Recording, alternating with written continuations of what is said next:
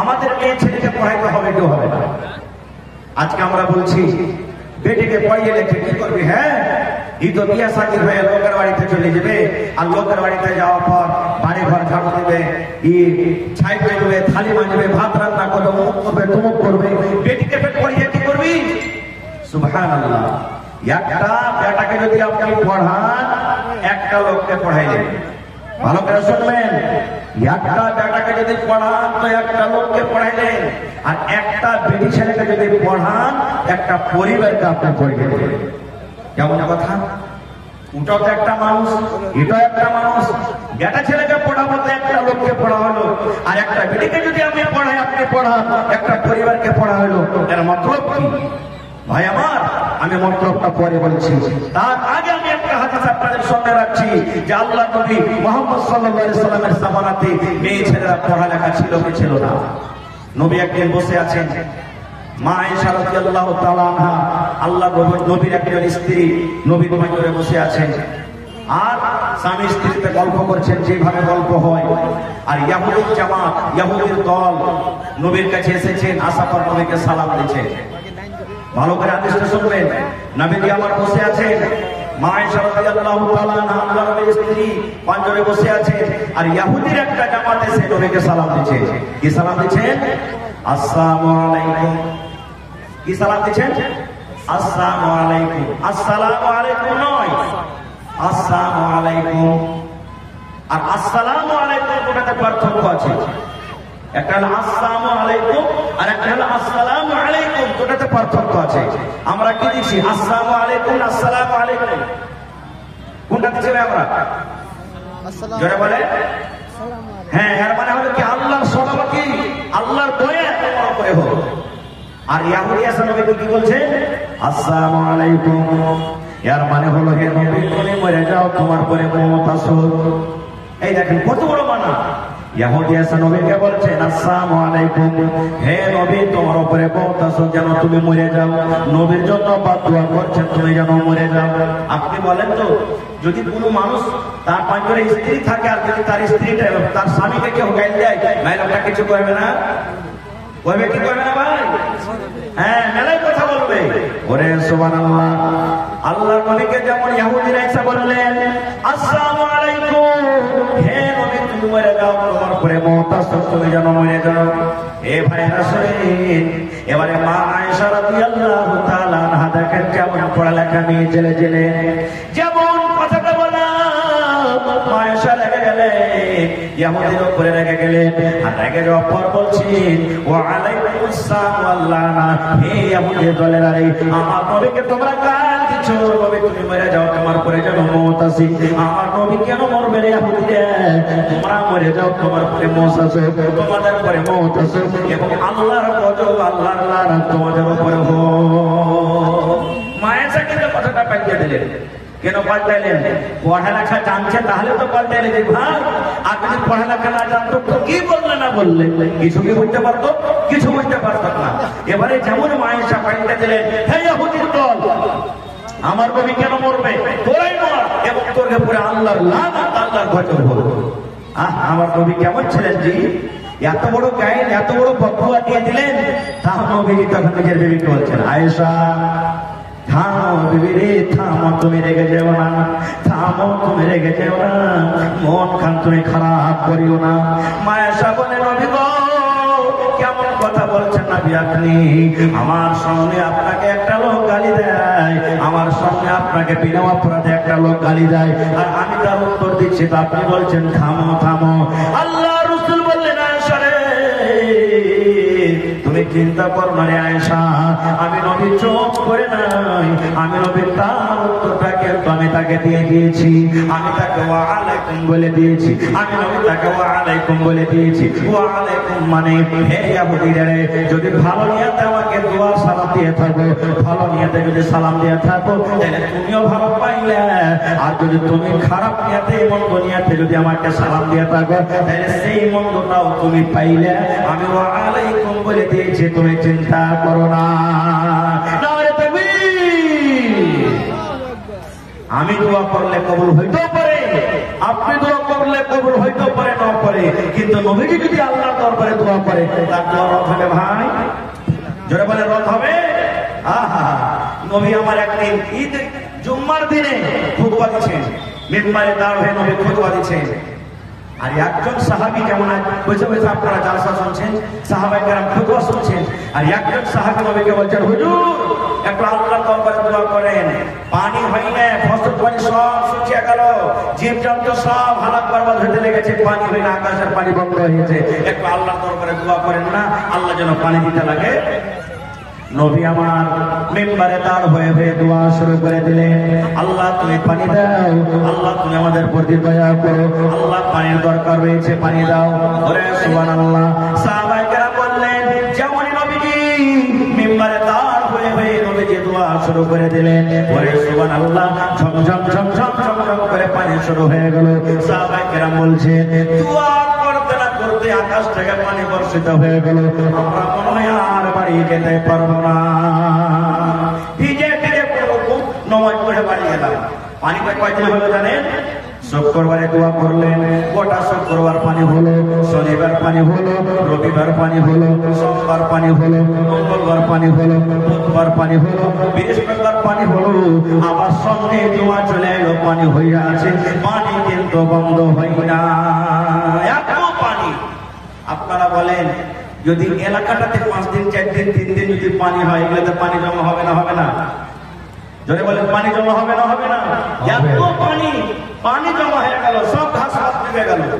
এবার সামনে জমাতে ওইটাই সাহাবী যে জিজ্ঞাসা করেছিলেন কিংবা অন্য সাহাবী বলছে, হুজুর এতদিন তো পানি হচ্ছিল না এখন এত পানি হয়েছে যে সব ঘাস ঘাস ডুবে গেল। আল্লাহর কাছে দোয়া করেন যে আল্লাহ যেন আর পানি না দেয়, আর দরকার নাই পানির, একটু আল্লাহর কাছে দোয়া করেন যেন আল্লাহ ইজিপ্ট থেকে পানিটা দেয়। নবী আমার সামনে জমাতে আবার নবীজি হাত তুলে দিলেন, আয় রব্বুল আমিন, আল্লাহর পানির দরকার নাই, আল্লাহ যেখানে দরকার আছে সেখানে তুমি পানি দাও, আল্লাহ এখন পানি তুমি বন্ধ করে দাও, এই জায়গায় তার পানির দরকার নাই। এই বন্ধু দেখেন আমার দয়ার নবীর দোয়া, যেমন দোয়া করলে সাথে সাথে কিন্তু আবার পানি বন্ধ হয়ে গেল। এবারে বলি বন্ধু, আমার নবী এমনই নবী, আমার নবী এমনই নবী, পানির জন্য দোয়া করলেন, পানির সাথে সাথে শুরু হয়ে গেল। আর নবীজি পানি বন্ধ হওয়ার যেমনই দোয়া করলেন, সাথে সাথে পানি বন্ধ হয়ে গেল। এই জন্য নবী বললেন, আয়েশা রে তুমি চিন্তা করো না, মন খারাপ করো না রে আয়েশা, আমি ওই ইহুদীদেরকে জবাব দিয়ে দিয়েছি, যদি ভালো মনে আমাকে সালাম দেয়, আমি নবী তাকে ভালো মনে তাকে দোয়া দিলাম, ভালো দোয়া পেয়ে যাবে।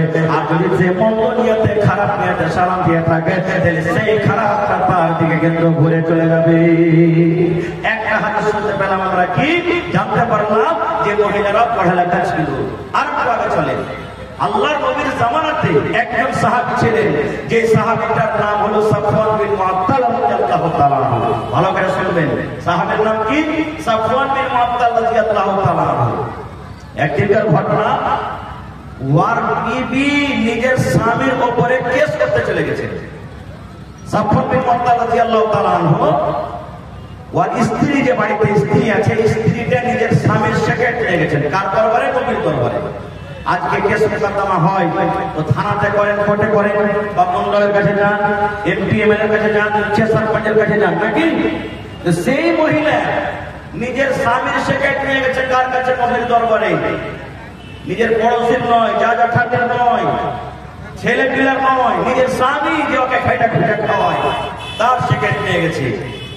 এবার শেকেট করতে গেছে, দেখছে ওর স্বামী নবীর পাঞ্জরে কিন্তু বসে আছে।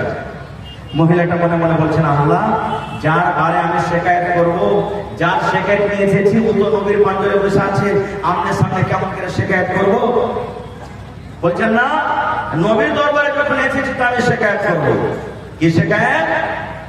এবার সেই মহিলা নবীকে বলছেন, আল্লাহ নবী গো, সাফওয়ান বিন মুআত্তাল আমার স্বামী, নাম ধরে ডাইরেক্ট বলছে, সাফওয়ান বিন মুআত্তাল আমার স্বামী, এই যে সাফওয়ান আপনার পাঞ্জরে বসে আছে, নবী গো, তার ব্যাপারে আমি 3খানা শিকায়েত নিয়ে এসেছি। কয়টা শিকায়েত? 3খানা শিকায়েত নিয়ে এসেছি। এক নম্বর শেখায় নবী গো, আমি যখন নামাজ পড়ি হয়তো আমি নামাজের হালাতে দাঁড় হয়ে থাকি, কিংবা আমি রুকুতে থাকি, কিংবা আমি সাজদাতে চলে যাই, কিংবা আমি তাশাহুদের হালাতে থাকি। আল্লাহর নবী গো, আমার স্বামী সাফওয়ান আমাকে চিল মারে, আমাকে ফাট মারে, আমাকে নামাজের ঘোষা মারে, আর বলে বিবি নামাজ পড়িতে হবে না, নামাজ ছেড়ে দি। বিবি নামাজ পড়িতে হবে না, তুই নামাজটা ছেড়ে দি। বিবি আর তুই নামাজ পড়িস না, নামাজ ছেড়ে দে। নবী গো, আমার স্বামী আমাকে মারে নামাজের হালাতে, আর বলে বিবি তুই নামাজ ছেড়ে দে। নামাজের হালাতে আমাকে মারে, এক নম্বর হয়ে গেল। দুই নম্বরে বলছে নবী গো, আমার স্বামী সাফওয়ান আমি যখন রোজা রাখি দিনের বেলাতে আমাকে বলে দিবে রে তুই রোজাটাকে ভেঙে দে, রোজা করতে হবে না।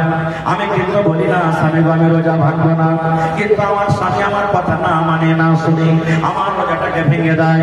আমার হাত কান্দাকে ধরে হয়তো আমাকে বিছানে থেকে নিয়ে চলে যায়, কিংবা আমাকে ছাতু খাজর দিয়ে দেয়, কিংবা আমাকে পানি দিয়ে দেয়, আর যাওয়ার পর আমার রোজাটাকে ভেঙে দেয়, আমাকে রোজা করতে দেয় না। কয়টা হলো? কয়টা হলো ভাই? তিন নম্বরে বলছেন নবী গো, আমার স্বামী যে সাফওয়ান রয়েছে ফজরের নামাজ পড়ি যখন সূর্য উঠে যায়, সূর্য ওঠার পর আমার স্বামী ফজরের নামাজ পড়ে। আপনারা বলেন তো সূর্য ওঠার আগে নামাজ পড়ে না পরে নামাজ পড়ে? কখন নামাজটা পড়ে? হ্যাঁ বলছেন সূর্য ওঠার পরে নামাজটা পড়ছে। তিনটা হয়ে গেল। এক নম্বরে নামাজের হালাতে মারে, দুই নম্বর রোজা ভেঙে দেয়, তিন নম্বরে সূর্য ওঠার পরে নামাজটা পড়ে। এইবারে নবীজি তখন সাফওয়ানকে বলছেন, সাফওয়ান তোমার ব্যাপারে তোমার বিবিকে তিনটা কেস করেছে, বাবারে শিকায়ত করেছে, এটা কেমন? এই জামানার যদি আমরা পুরুষ হইতাম আর কোন মন্ডল সর্দারের কাছে আমাদের বিবিরা যদি শিকায়ত করতো, আমরা কি বলতাম? লাখ মুখে চড়িয়ে দিতাম, আর একবারে দাঁত করাকে কড়বড় কড়বড় করতো, আর বলতাম তোকে খাওয়াচ্ছি, চিন্তাছি, কাপড় দিচ্ছি, আর তুই আমার ব্যাপারে শিকায়ত করছিস, চল বাড়ি চল, তোকে আমি দেখাচ্ছি। এরকম কথা বলতাম। কিন্তু রে সুবহানাল্লাহ, যার মধ্যে কোরআন, যার সিনাতে কোরআন, যে আল্লাহ নবীর উম্মত, যে আল্লাহকে দেখে ভয় করে, আল্লাহ রাসূলের কথা মানে, আল্লাহর জাহান্নাম থেকে ভয় করে, সেই সাহাবী বলছে নবী গো, আমার বিবি আমার ব্যাপারে তিনখানা কেস করেছে আপনার দরবারে গো নবীজি। আমার ব্যাপারে আমার স্বামী তিনটা শিকায়ত করেছে, আমি নামাজের হালাতে মারি, তার রোজাকে আমি ভেঙে দিই, এবং সূর্য ওঠার পর আমি নামাজ পড়ি। এবার সবই সত্য নবী গো, সবই সত্য, একটা মিথ্যা নয়। সব কি আমার বিবি সত্য কথা বলেছেন, একটা মিথ্যা নয়।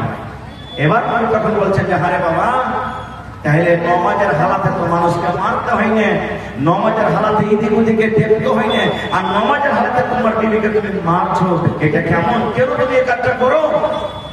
এবার সাফওয়ান কি বলছেন দেখে, আল্লাহ নবী গো, এই জন্য আমি মারি নবী গো, আমিও জানি নামাজ হলো আল্লাহর একটা ইবাদত, নামাজে মারতে হয় না, নামাজে ধাক্কা ধুক্কি করতে হয় না, নামাজটা কসম ফজর সাফ পড়িতে হয়। কিন্তু কেন মারি নবী গো? তাহলে শোনেন, আমি একটা গরিব মানুষ, আমি সারাদিন মাঠে কাজে চলে যাই, আমি খাজুরের গোড়াতে পানি দিই, খাজুরের বাগান আমি নিয়ে আসি, গোটা দিন আমি কাজ করি, আর সন্ধ্যাবেলাতে যখন আমি বাড়িতে চলে আসে নবী গো, আমার বিবি আমাকে খাবার দিয়ে দেয়, আর আমাকে খাবার দিয়ে আমার জন্য বিছানাটা লাগিয়ে দেয়। এবার আমাকে বলে স্বামী গো, যান আপনি বিছানে ঘুমিয়ে যান। আল্লাহ নবী গো, এইবারে আমি বিছানে চলে যাই, আমার স্বামী আমার বিবি কিন্তু নামাজ পড়তে শুরু করে। কত লম্বা নামাজ পড়ে জানেন? কোরআনের মধ্যে যেগুলা বড় বড় সূরা, একাগ্রে দুটা করে সূরা তেলাওয়াত করে। কোরআনে হলো বাকারা সূরা বড় সূরা, কোরআনে আলে ইমরান সূরা বড় সূরা, কোরআনে মায়েদা সূরা বড় সূরা, কোরআনে নিসা সূরা বড় সূরা, একাগ্রে দুটা করে বড় বড় সূরা তেলাওয়াত করে। মানে 4 পারা কিংবা 4.5 পারা করে কোরআন এক এক রাকাতে তেলাওয়াত করে নবী গো। এবার বলেন এক রাকাত যদি নামাজের 4 পারা করে যদি কোরআন তেলাওয়াত করে তাহলে 4 রাকাত নামাজ পড়তে কত সময় লাগবে আপনি বুঝেন। আমি ক্লান্ত হয়ে থাকি, আমার শরীরটা খাস্তানা হয়ে থাকে, আমার বিছানে কিন্তু ঘুম আসে না। আমার বিবিকে আমি বলি বিবি রে তুমি নামাজটা ছোট্ট করে পড় রে বিবি, আমার বিছানায় এখানে তুই একবার আয়, আমার মাথাতে তেল দিয়ে দে, আমার পাঞ্জরে তুই একটু ঘুমা। এই যে হয়তো আমার গা হাতে ব্যথা করছে, আমার গা হাতটা দেবে দে। আল্লাহর নবী গো, আমি একদিন বললাম, দুদিন বললাম, 3 দিন বললাম, কিন্তু আমার বেবি আমার কথা শোনে না। নামাজ পড়তে থাকে লম্বা লম্বা করে তেলাওয়াত করে, কতদিন নামাজ পড়তে পড়তে রাত 2টা হয়ে যায়, 3টা হয়ে যায়, কতদিন মুয়াজ্জিন সাহেব ফজরের আযান পর্যন্ত দিয়ে দেয়, নামাজে সারা সারা রাত কাটিয়ে দেয়, আমার বিছানে আসে না। আমি থামতে না পেরে তখন নামাজের হালাত আমি বিবিকে মারি আর বলি বিবি রে তুমি নামাজ ছেড়ে দাও। এই জন্য আমি মারি। তখন নবীজি ফতোয়া দিয়ে দিলেন, হে মহিলারা, নামাজ যখন পড়বে তোমাদের স্বামী বাড়িতে থাকবে, ছোট ছোট সূরা পড়ে নামাজ পড়িও, লম্বা লম্বা সূরা পড়ার তোমাদের দরকার নেই, ছোট ছোট সূরা করে নামাজ পড়িয়ে তাড়াতাড়ি করে নামাজটা শেষ করিও। 1 নম্বর। 2 নম্বরে বলছেন, আরে বাবা রোজার হালাতে তোমার বিবির রোজাটাকে কেনে ভেঙে দিছো, রোজা কেনে ভেঙে দিছো তা? এবার সে সাহাবী সাহেব বলছেন, নবী গো রোজা কেন ভাঙছে নবী? এটা ফরজ রোজা নয়, এটা হলো নফল রোজা, এটা হলো নফল রোজা। আল্লাহর নবী গো, আমি একটা গরিব মানুষ, আমি যেদিন কামের কাজে চলে যাই, আমার বেবি নফল রোজা রাখে, আমি কিন্তু মানা করি না, ঠিক আছে আমি বাড়িতে থাকবো না, তুই রোজা কর। কিন্তু যেদিন আমি বাড়িতে থাকি, আমার বেবিকে আমি বলি বিবি রে আজকে আমি মাঠে কামের কাজে যাবো না, বাড়িতে আছি, তুই রোজাটাকে রাখিও না, রোজা তুমি ছেড়ে দাও, ভাঙিও না। কারণ আনা সাবুন নবী, আমি একটা জোয়ান মানুষ না, জওয়ান মানুষ, বিবির ওপরে কিছু আমার হক রয়েছে, সেই হকটা পূরণ করার জন্য বিবিকে বলে বিবি রে তুমি রোজাটা রাখছো না, রোজাটাকে ছেড়ে দাও। আল্লাহর নবী গো, আমার বিবি আমার কথা শুনে না, মানে না, আমার বিবি সেই দিন রোজাটা রাখে যেদিন আমি বাড়িতে থাকি। আমি তাকে বলি বিবি রে রোজা ছাড়ো না, ছেড়ে দাও, রোজাটা ভেঙে দাও। আমার কথা যখন না মানি, তখন আমি তার মুখে খাজল কিংবা পানি কিংবা ছাপল দিয়ে রক্তা ভ্রান্তা রোজাটাকে ভেঙে দিই। নবী আমার বললেন, মহিলারা তোমার স্বামীরা যখন বাড়িতে থাকবে, তুমি যদি নফল রোজা করতে চাও, তোমার স্বামীর কাছে তুমি ইজাজত নিয়ে নাও, তোমার স্বামী যদি ইজাজত দেয় তুমি রোজাটা রাখবে, আর যদি তোমার স্বামী তোমাকে ইজাজত না দেয় তাহলে কিন্তু তুমি রোজা রাখবে না। আর একটা থেকে বলবো না, শর্টে বলবো, কারণ সময় খুব একবারে চলে আসছে আগে। এবার আপনাকে বলি, সাফওয়ান বিন মুআত্তাল রাদিয়াল্লাহু তাআলা আনহু নামাজের হালাতে ওর বিবিকে কেন মারতেন বলেন তো একটা লোক সামনে থেকে? জোরে বলে। তেলাওয়াত লম্বা হওয়ার কারণে। ঠিকই বলেছেন, তেলাওয়াত লম্বা হওয়ার কারণে। আজকে আমরা তারাবির নামাজ যখন পড়িতে যাব, যে এক রুকুতে গোটে 8 রাকাত শেষ, যদি খালি ইমাম সাহেব একটু লম্বা করে দেয়, নামাজের শেষে কই এত করে লম্বা পড়িতে হয় যে বলিস, হ্যাঁ তোমরা নাই বসে বসে খাইতে তো নামাজটাকে লম্বা করে যে কথাটা আমরা বলি। আর ওই সাহাবী সুবহানাল্লাহ মহিলা এক রাকাতে 4 পারা 4.5 পারা করে কোরআন তেলাওয়াত করতে। তাহলে যার কোরআনে যার এক রাকাতে 4 পারা 4.5 পারা করে কোরআন মুখস্থ রয়েছে, সেই মহিলার কত কোরআন মুখস্থ আছে বুঝতে পারছেন? আজকে টালাবাড়ি গেলাম, ওরে আল্লাহ, আমার মনে হয় কোন এমন মা, কোন এমন বোন, কোন এমন খালা গ্রামে গোটা করতে লাগে, আমার মনে হয় কোন এমন কোন পাওয়া যাবে না যে গোটা কোরআনের হাফেজা হয়ে আছে, গোটা কোরআন তার মুখস্থ রয়েছে, এরকম পাওয়া যাবে না। তাহলে বোঝা গেল হাদিস থেকে যে আল্লাহর নবীর জামানা তো মহিলারা কত পড়ালেখা মানুষ ছিলেন, যে তারকে কোরআন পড়ার জন্য, নামাজে লম্বা লম্বা তেলাওয়াতের জন্য তাদের স্বামীরা তাদেরকে মেরেছেন, তোমার ছাড়তে বলেছে। আর একটু আগে চলে, আল্লাহ রাসূল একদিন বসে আছে, আপনারা যেমন ব্যবসা করছে, সাহাবায়ে কেরাম বসে আছে, আর একটা মহিলা সুন্দরভাবে কাপড় চোপড় পিঁধে নবীকে ডাইরেক্ট এসে বলছেন যে এ তো আহাবালাকা নাফসি ইয়া রাসূলুল্লাহ, হুজুর আমি নিজে আপনাকে সঁপে দিলাম, হেবা করে দিলাম, আপনাকে মোহর লাগবে না, টাকা লাগবে না, আপনি আমাকে বিয়ে করে দেন। ডাইরেক্ট শরীয়তে বলছি, কোনো গল্প কিসসা কাহিনী বলি না, ডাইরেক্ট নবীকে এসে বলছেন হুজুর আমার জান আপনাকে সঁপে দিলাম, আপনি আমাকে বিয়ে করে নেন। নবীজি যখন কথাটা শুনলেন, মাথার চাঁদি থেকে নিয়ে তাইলা পর্যন্ত দেখলে এরকম ভাবে নজর করে যে দেখতে কেমন মহিলাটা।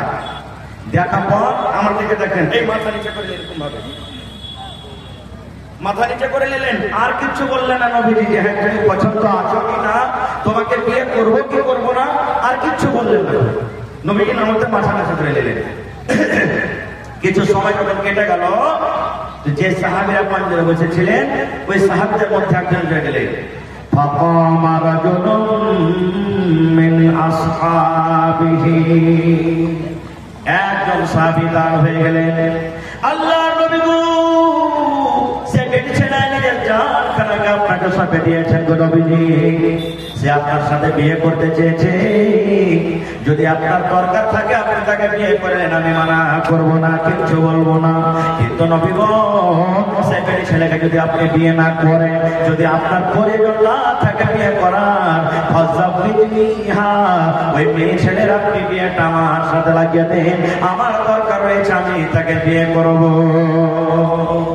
একজন সাহাবী বলছেন, হুজুর আপনাকে বিয়ে করতে চেয়েছে, যদি আপনি না করেন তা আমার দরকার রয়েছে সে বেটি ছেলেটার, আপনি আমার সাথে বিয়েটা লাগিয়ে দেন। ও মনে করেছিল যে নবীকে যখন ফ্রিতে সঁপে দিয়েছে নিজের জান, মোহর লাগবে না, তো হয়তো আমরাও পেয়ে নেব। এখনকার মতো নয় যে 2 লাখ টাকা বেটির বাপের কাছ থেকে নেব আর 2 লাখ টাকার ভিতর থেকে 10,000 টাকা মোহর কাটিয়ে দেবো, এরকম হয়েছে নাকি? তখন তো ছিল না এরকম।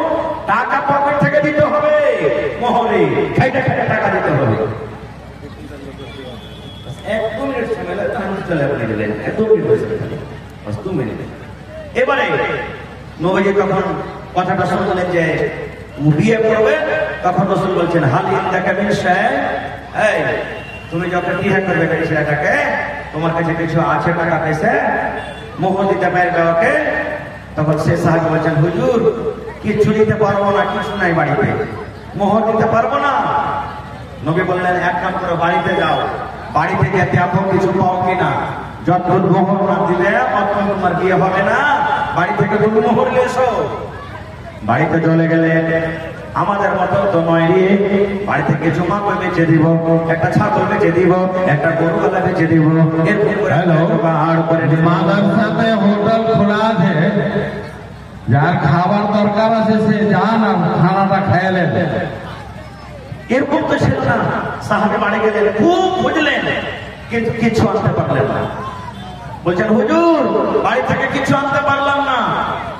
শেষের বেলা তো নবী বললেন, উনজুরু ওয়ালাউ খাতামান মিন হাদিদ, আরে আমার সাহাবী তুমি বাড়িতে যাও, আর বাড়িতে গিয়ে তুমি সামান্য একটা লোহার আঙ্গুঠি আনতে পারো কিনা দেখো। চাঁদের আঙ্গুঠির কথা বলেননি, সোনার আঙ্গুঠির কথা নবী বলেননি, হীরার মোতির আঙ্গুঠির কথা বলেননি। নবী বললেন, সাহাবী রে, যদি সেই বেটি ছেলেকে বিয়ে করতে চাও, তুমি বাড়িতে যাও, আর বাড়িতে গিয়ে তুমি যদি সামান্য একটা লোহার আঙ্গুঠি যদি আনতে পারো, ওই লোহার আঙ্গুঠিকে মোহর করে তার সাথে তোমার বিয়ে লাগিয়ে দেব। যাও দেখি একটা লোহার আংটি আনতে পারো কিনা। বাড়ি চলে গেলেন, খুব খোঁজাখুঁজি করলেন, ওটাও জোগাড় লাগলো, ওটাও পেলে না বাড়িতে। তখন এসে বলছেন, হুজুর মা ওয়াজাদতু শাইয়া, কিছু আনতে পারলাম না বাড়ি থেকে, কিছুই পেলাম না। নবী বললেন, কেমন করে হবে? যখন তুমি কিছু আনতে পারলে না তো কেমন করে হবে? আর বিয়ে হবে না, মোহর দিতে পারবো না বলে তখন চুপচাপ বসে গেলেন। কিছুক্ষণ বসে থাকা পর এবার বাড়ি থেকে রওনা হয়েছে। পারবো না থেকে বাড়ি চলে যাই। কিছু দূর যখন গেছে, নবীজি বলছেন, শোনো শোনো শোনো শোনো। নবী বললেন, সাহাবী রে, আমি জানি রে বাবা, তুমি একটা গরিব মানুষ, তুমি যখন একটা লোহার সামান্য আংটি আনতে পারলে না, তোমার বাড়িতে কিছু নাই, তুমি একটা গরিব মানুষ। এবার নবী বললেন, সাহাবী মিনাল কোরআন, আল্লাহর কিতাব কোরআন থেকে তুমি কিছু জানো কিনা? মা জামাকা মিনাল কোরআন, আল্লাহর কিতাব কোরআন থেকে তুমি কিছু জানো কিনা? আল্লাহর কিতাব কোরআন থেকে তোমার কিছু মুখস্থ রয়েছে কিনা? আল্লাহর কিতাব কোরআন থেকে তোমার কোন সূরা মুখস্থ রয়েছে কিনা? এই আমার সাহাবী, তুমি বাড়ি থেকে কিছু আনতে পারলে না, এই স্টেজের পর দেখছেন চশমা লাগিয়ে আছে, সে ছেলেটা হারিয়ে গেছে। যার ছেলে সে আসার করে নিয়ে যান, ছেলেটা চশমা লাগিয়ে আছে। ছেলের মা কোথায় আছে? ছেলে এখানে স্টেজের পর আছে নিয়ে যান। আচ্ছা ছেলের বাড়িতে দয়া মায়া থাকাটা আসবে না, থাকলে আসবে না। জি, তো সেই সাহাবী বলছেন হুজুর আছে, আমার কোরআন মুখস্থ রয়েছে, আমি জানি কিছু কোরআন। নবীর সামনে সূরা গুলোর নাম বলে দিলেন, আমি অমুক অমুক অমুক সূরা জানি। আল্লাহ রাসূল বললেন ভালো করে পড়তে জানো? বুঝি কিছু জানি। নবী আমার বললেন হ্যাঁ আমার সাহাবী রে, যে সূরাগুলো তুমি জানো ওই সূরাগুলোর ভেতর থেকে 30টা আয়াত এই বেচারাকে তুমি শিখিয়ে দিবে। কোরআনের 30টাকে মোহর করে তার সাথে তোমার বিয়ে লাগিয়ে দিলাম। যাও কোরআনের 30টা আয়াতকে আমি মোহর করে তার সাথে তোমার বিয়ে লাগিয়ে দিলাম। যাও তোমার আমি বিয়ে দিয়ে দিলাম, তাকে আমি স্ত্রী হিসেবে তুমি কবুল করে নাও।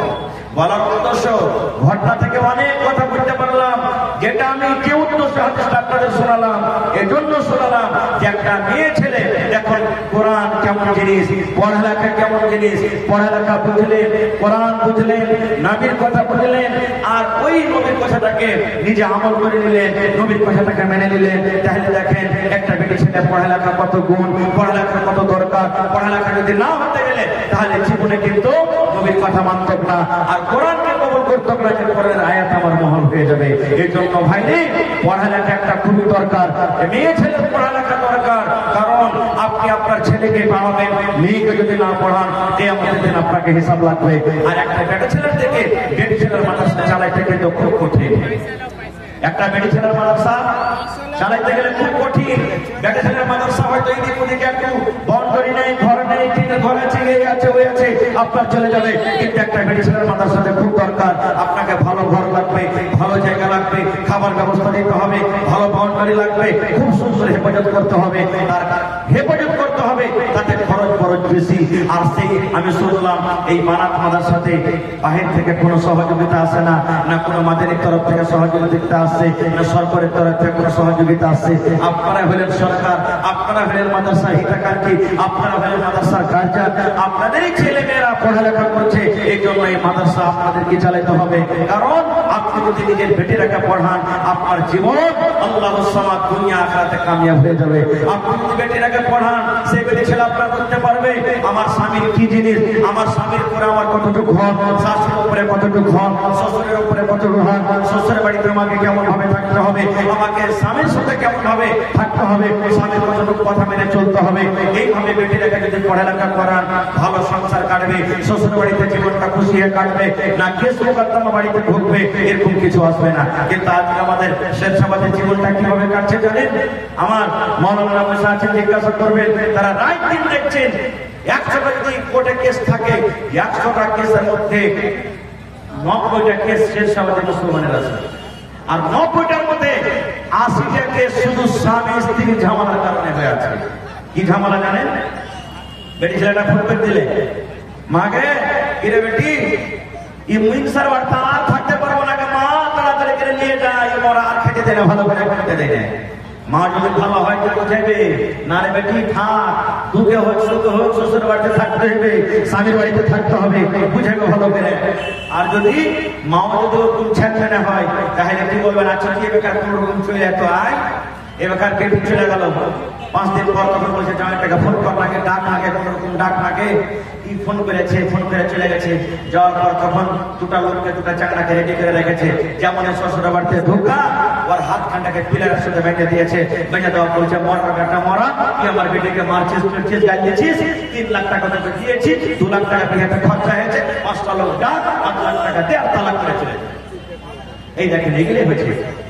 বিয়ে দিয়েছি ছোটকালে, শ্বশুর বাড়ি চলে গেল, বেটি বুঝে না যে আমার স্বামীর কি হক, বেটা বুঝে না বিবির কি হক, লাশের কোটা পড়ছে, গুটকা মধু খেয়ে খেয়ে খেয়ে খেয়ে মুখখানে একবার ভেসে ভেসে পাটের লাখের মতন গন্ধেছে। এবার বেটি ছেলে বলছে আমি আর থাকতে পারবো না। আল্লাহ রসুলের জামানাতে একদম নিজের বেটিকে বিয়ে দিবে, বেটি বলছে আব্বা বিয়ে করবো না। সেই বাপ চলে গেলেন নবীর দরবারে, হুজুর আমার বেটিকে একটু আপনি বুঝান তো। বলছে আমি বিয়ে করবো না। নবীজি বলছেন তোমার বেটিকে এনেছো? বলছে না। বলছে তোমার বেটিটাকে ডেকে নিয়ে এসো। বেটিকে ডেকে নিয়ে চলে গেলেন। নবীজি বললেন আরে বাবা আমি শুনলাম তোমার আব্বা জান তোমার বিয়ে দিলা, তুমি বলছো যে না করবো না, কারণটা কি? এই আমার মায়েরা খালারা শোনেন, এবারে কিন্তু আল্লাহু সামাদ, সে মেয়ে ছেলে বলছে নবী গো আমার আব্বা যেন আমার বিয়ে দিন আমি রাজি হয়ে যাব, তার আগে আমি একটা কথা জানতে চাই নবী গো, আমাকে স্বামী হবে, আমাকে পাতি হবে, আমি শ্বশুর বাড়িতে যখন চলে যাব আমার উপরে আমার স্বামী কতটুকু, আমার স্বামীর কতটুকু কথা মেনে আমাকে চলতে হবে বলেন তো। এই আমার মায়েরা খালারা ভাইরা শোনেন, এবার নবীজি বললেন মহিলারা তোমার স্বামীর উপরে তোমার অতটুকু হোক, তোমার স্বামী তোমাকে অতটুকু কথা মেনে চলতে হবে। তোমার স্বামীর গায়ে যদি ফট হয়ে যায়, তোমার স্বামীর গায়ে যদি ঘা হয়ে যায়, ফট পেকে গেছে, ঘা পেকে গেছে, খুন ঝুলছে, রক্ত ঝুলছে, আল্লাহ রাসূল বলেছেন মহিলা তোমার স্বামীর গায়ে যে ঘাটা হয়েছে, ফোঁটা হয়েছে, এবার ফোঁটা কিন্তু পেকে গেছে, তোমার স্বামী যদি তোমাকে বলে এই আব্দুল্লাহর মা হালেমার মা এই ঘাটাকে তুমি সাফ করে দাও, এই রক্ত পুঁজকে তুমি সাফ করে দাও, কি দিয়ে সাফ করতে হবে বিবিরে? তোমাকে পানি দিয়ে সাফ করতে হবে না, তুলা দিয়ে সাফ করতে হবে না, তোমাকে এই কাপড় দিয়ে সাফ করতে হবে না। আল্লাহ রাব্বুল আমিন তোমাকে জিহ্বা দিয়েছে, জিহ্বাতে চেটে চেটে চেটে চেটে তোমাকে সাফ করে দিতে হবে। নবীজি বলেছেন মহিলারে তোমার উপরে তোমার স্বামীর অতটুকু হক রয়েছে, তোমার স্বামী যদি বলে জিহ্বাতে চেটে চেটে সাফ করে দাও, তাহলে তুমি ইনকার করতে পাবে না, পাবে না, জিহ্বাতে চেটে চেটে চেটে তোমাকে সাফ করে দিতে হবে। নারে তাকবীর, আল্লাহু আকবার। বুঝা গেল বেটি ছেলেকে পড়াইতে গেলে ওর সুখের সংসার হবে, ও বাড়িতে গিয়ে শ্বশুর বাড়িতে গিয়ে আপনার নাম রোশন হবে, নাম করবে এই বহুটা কত ভালো গে, আমার আদব আখলাক চরিত্র কত ভালো, কে যে পড়েছে ওই পড়াতে মাদ্রাসার নাম হবে, শিক্ষকের নাম হবে, মা বাপের নাম হবে, গ্রামবাসীর নাম হবে, এলাকার নাম হবে। আর যদি বেটি ছেলেটা ভালো না হয় কি বলবে জানেন?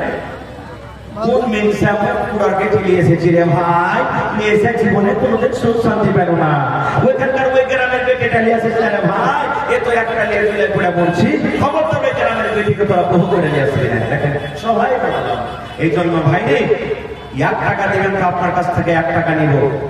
আজকে আমি আপনাদের এলাকাতে নতুন, দেখি কোন আল্লাহর বান্দা আছে বারাত মাদ্রাসার জন্য কোন একটা লোক 1 ডিসমিল কিংবা 1 কাঠার জমি দান করতে পারবেন।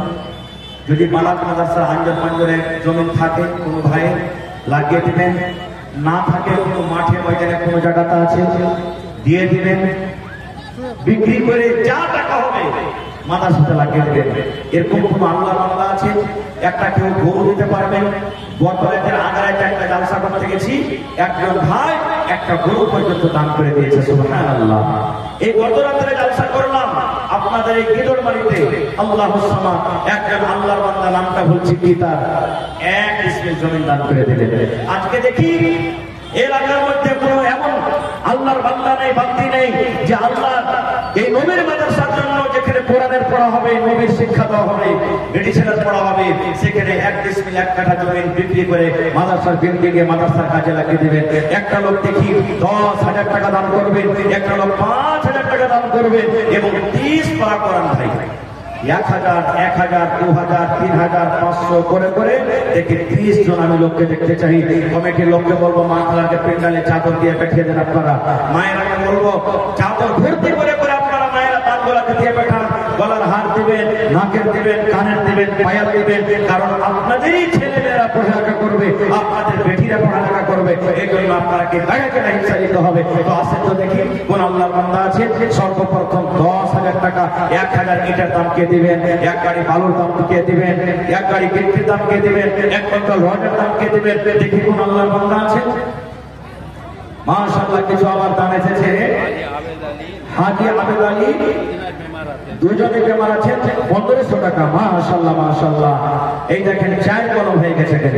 জাযাকাল্লাহু খাইরান জাযা ওয়া আহসানা জাযা। রব্বানা যালামনা আনফুসানা ওয়া ইল্লাম তাগফির লানা ওয়া তারহামনা লানাকুনান্না মিনাল খাসিরিন। রব্বানা আতিনা ফিদ দুনিয়া হাসানা ওয়া ফিল আখিরাতি হাসানাতাও ওয়া কিনা আযাবান নার। হে রব্বুল আমিন।